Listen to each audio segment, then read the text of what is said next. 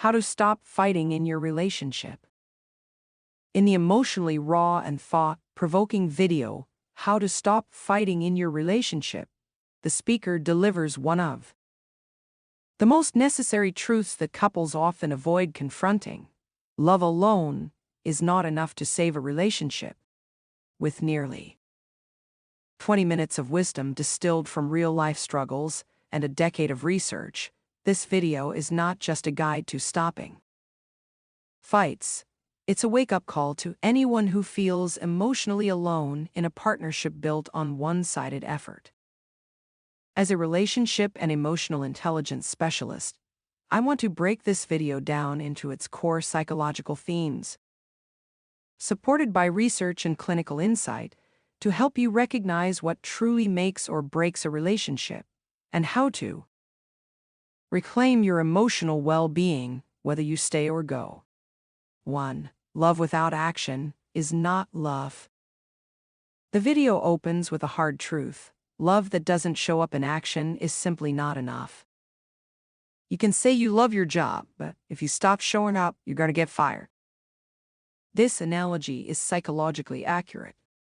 Attachment theory shows that consistency, safety, and emotional responsiveness are what sustain love, not just words, not just promises. Backhand index, pointing right key insight. The human nervous system is wired for connection through attunement and presence. If your partner says they love you but routinely neglects your needs, invalidates your emotions, or avoids accountability, the relationship becomes unsafe on a neurological level. 2. Two people must do the work, not one. Relationships only work when two people are putting in the work. This is the central message of the video, and the heart of every emotionally successful relationship. One-sided emotional labor breeds resentment. A common mistake people make, especially those with anxious attachment or codependent tendencies, is believing they can love someone into changing. But you cannot do the work of two people forever. Real change in a relationship must be mutual, active, and intentional. Backhand index, pointing right key insight. Emotionally healthy relationships require accountability from both partners, empathy and curiosity toward each other's inner world, safety in communication, not punishment or deflection. If only one person is willing to grow or self-reflect, the relationship is structurally imbalanced. 3. You're not needy. You're neglected. Maybe if I just asked differently, they would prioritize me more. This emotional spiral is common among those stuck in relationships where they constantly question their own worth.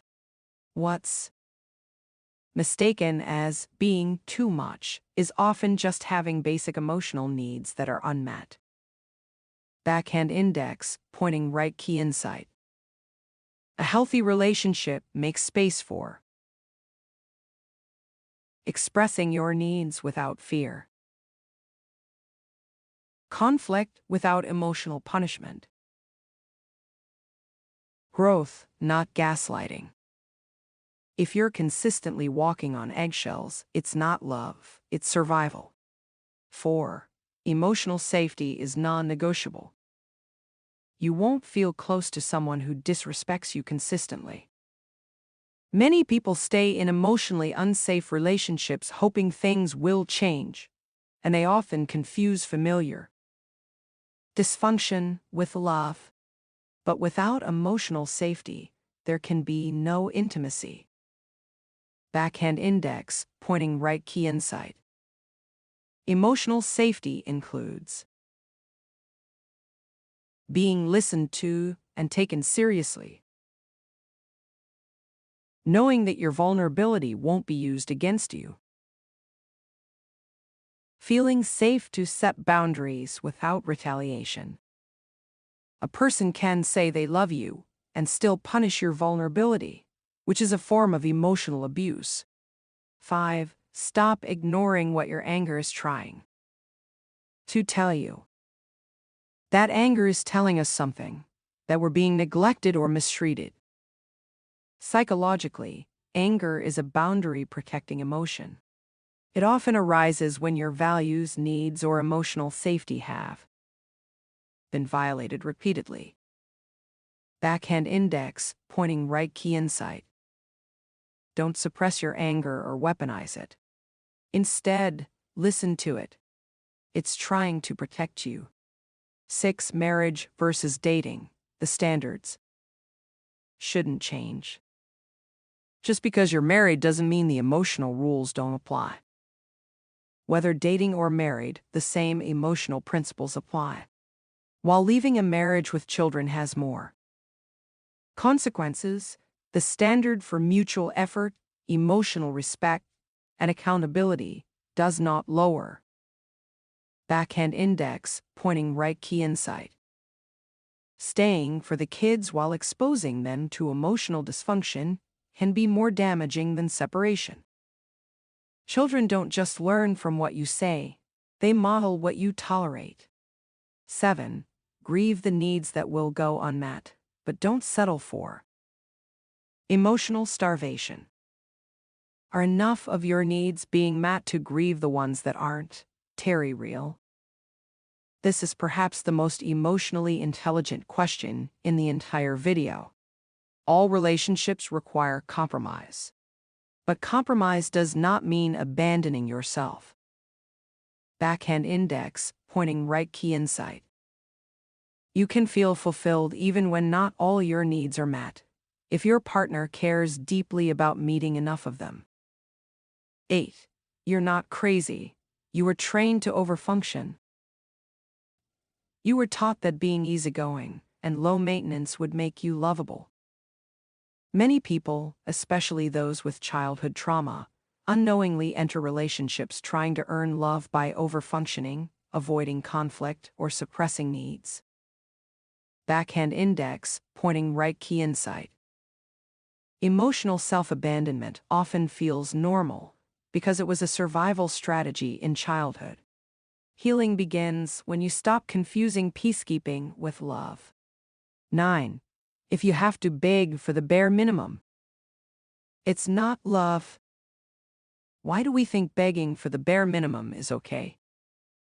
This question hits at the root of many dysfunctional relationships. We mistake crumbs of effort for acts of devotion. But love, in its true form, does not require begging.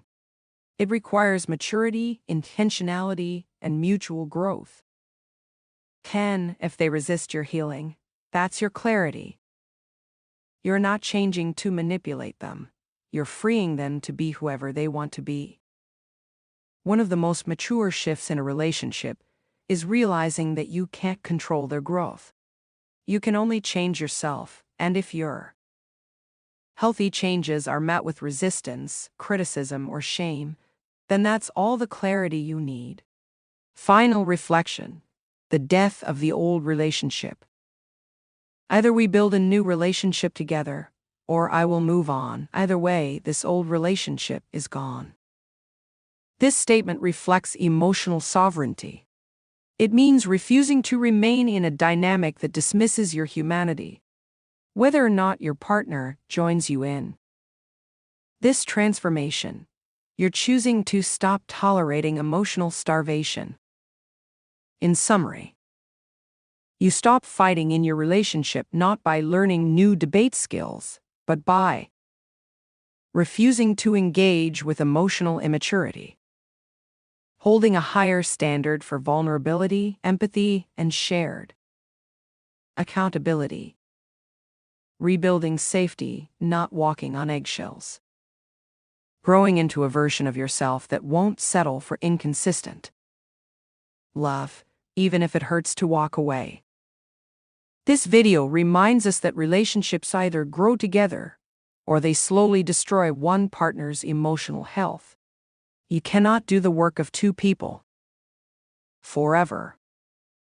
If you're in a relationship where you constantly feel alone, dismissed, or disrespected, The most loving thing you can do for yourself and possibly for your partner is stop accepting love that costs you your peace.